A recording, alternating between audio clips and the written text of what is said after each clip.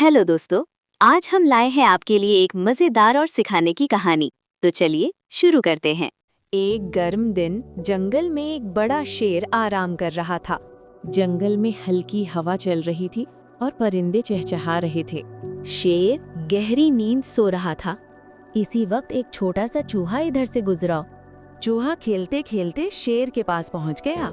चूहा मजे से शेर के ऊपर चढ़ने लगा। अचानक शेर जाग गया। शेर ने फौरन चूहे को पकड़ लिया। चूहा डर गया और माफी मांगने लगा। चूहा बोला, बराए करम मुझे छोड़ दे।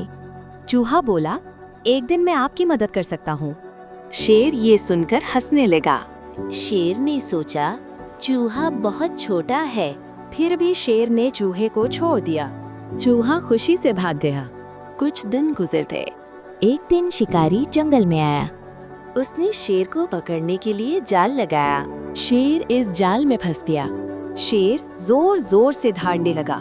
चूहे ने शेर की आवाज सुनी। चूहा फौरन वहां पहुंच गया। चूहे ने देखा शेर जाल में फंसा हुआ है। चूहा फौरन जाल काटने लगा।